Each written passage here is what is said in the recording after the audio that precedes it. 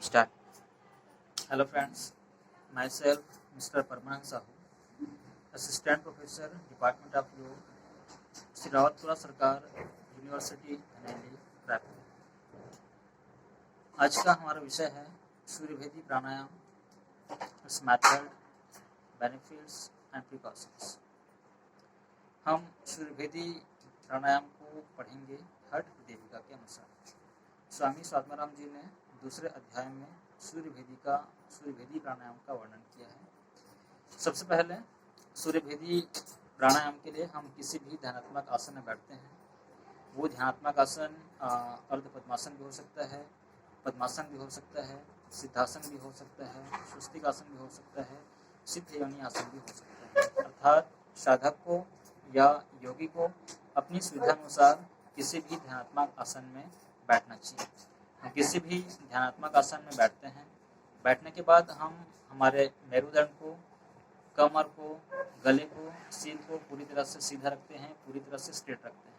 हमारा शरीर किसी भी तरह से झुका हुआ नहीं रहना चाहिए, न ही साइड में, न ही सामने की तरफ, न ही पीछे की तरफ। दोनों हाथों को हम ज्ञान मुद्रा में रखते हैं। नेत्रों को हम पूरी तरह से बंद रखते हैं। शरीर को पूरी तरह से हम सहज भाव में, सहज अवस्था में रखते हैं।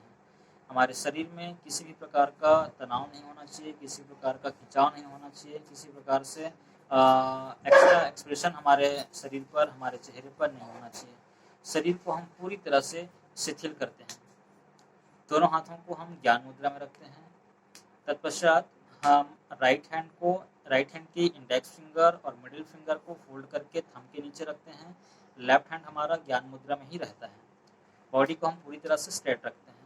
फिर हम हमारा जो रिंग फिंगर है, उस रिंग फिंगर को हम लेफ्ट नोस्ट्रिल पर लाकर रखते हैं और लेफ्ट नोस्ट्रिल पर रखने के बाद में हम राइट नोस्ट्रिल से धीरे धीरे श्वास को अंदर लेते हैं।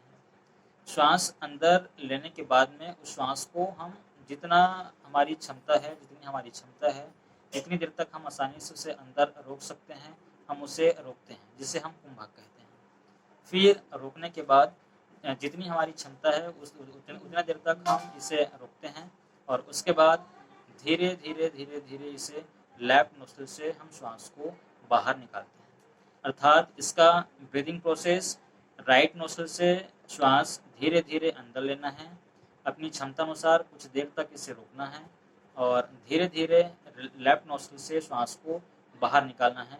इसे हम सूर्यभेदी प्राणायाम कहते हैं। सूर्यभेदी प्राणायाम का ब्रीथ प्रोसेस यही है। इसमें हर बार हम राइट नोस्ट्रिल से श्वास अंदर लेते हैं, श्वास को अंदर रोकते हैं और लेफ्ट नोस्ट्रिल से धीरे धीरे हम श्वास को बाहर निकालते हैं। यही सूर्यभेदी प्राणायाम का ब्रीथ प्रोसेस है। तत्पश्चात सूर्यभेदी प्राणायाम का लाभ। स्वामी स्वात्माराम जी ने सूर्यभेदी प्राणायाम के 3 लाभ बताए हैं। पहला है मस्तिष्क प्रदेश का शोधन करता है। सूर्यभेदी प्राणायाम एक ऐसा प्राणायाम है जिसका अभ्यास करने से हमारे मस्तिष्क प्रदेश का शोधन होता है, मस्तिष्क प्रदेश का शुद्धिकरण होता है। जब मस्तिष्क प्रदेश का शुद्धिकरण होगा तो हमारा जो मस्तिष्क का जो ब्लड सर्कुलेशन है वो प्रॉपर होने लगेगा। जब ब्लड सर्कुलेशन हमारा अच्छे ढंग से होगा तो हमारा सेल्स एक्टिव होगा, सेल्स हमारा मजबूत होगा, तो हम निश्चित रूप से किसी भी चीज़ को पढ़ेंगे, किसी भी चीज़ को हम मनन करेंगे तो जल्दी हम उसको सोच पाते हैं, उसे हम पढ़ पाते हैं, उसमें हमारी एकाग्रता हो पाती है। इसलिए सूर्यभेदी प्राणायाम का अभ्यास हमें नियमित रूप से करना चाहिए। दूसरा लाभ बताते हैं, वात रोगों का नाश होता है। जब हम सूर्यभेदी प्राणायाम का अभ्यास करते हैं तो इससे वात संबंधी जो समस्या रहती है, वात संबंधी जो रोग रहता है, उन समस्या का, उन रोगों का पूर्णतः नाश होता है। तीसरा, उदर में उत्पन्न कृमि दोषों को पूरी तरह से दूर करता है। स्वामी स्वात्माराम जी बोलते हैं, जब हम सूर्यभेदी प्राणायाम का अभ्यास करते हैं तो पेट में जो कृमि रोग रहता है या कृमि संबंधी जो दोष रहता है, उन रोगों का, उन दोषों का पूरी तरह से नाश करता है, उनको पूरी तरह से दूर करता है। सूर्यभेदी प्राणायाम का अन्य लाभ, ये तो हठ देविका के अनुसार है। अन्य लाभ ये है कि जब हम सूर्यभेदी प्राणायाम का अभ्यास करते हैं तो हमारे अंदर गर्मी आती है, या हम ये बोल सकते हैं कि ठंडी के मौसम में या ठंडी के सीज़न में इस सूर्यभेदी प्राणायाम का अभ्यास करना चाहिए। इसके अभ्यास से ठंडकता जो है वो दूर होती है और हमारे अंदर गर्मी आती है। दूसरा, जब हम सूर्यभेदी प्राणायाम का अभ्यास करते हैं तो इससे हमारी जठराग्नि जो है वो तीव्र होती है। जब जठराग्नि हमारी तीव्र होगी तो जो भी हम भोजन लिए रहते हैं, आहार हम जो लिए रहते हैं, उनका पाचन, उनका डाइजेशन बहुत अच्छे से होता है। और जब लिए हुए भोजन का, ग्रहण किए हुए आहार का जब डाइजेशन अच्छे से होता है तो पाचन संबंधी समस्या जैसे कब्ज हो गया, अपच हो गया, गैस हो गया, अम्लता हो गया, इस तरह की समस्या बिल्कुल नहीं आएंगी।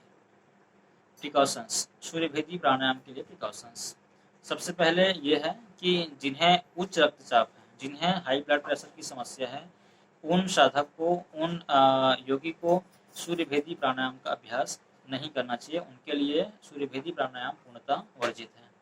दूसरा, जिन व्यक्तियों को गुस्सा या क्रोध अधिक आता है, ऐसे व्यक्ति को भी सूर्यभेदी प्राणायाम का अभ्यास नहीं करना चाहिए। यदि जिन व्यक्ति को गुस्सा अधिक आता है, जिन व्यक्ति को क्रोध अधिक आता है, उन्हें यदि हम सूर्यभेदी प्राणायाम का अभ्यास कराएंगे तो उनमें क्रोध की मात्रा या गुस्सा की जो तीव्रता है वो और बढ़ जाएंगी।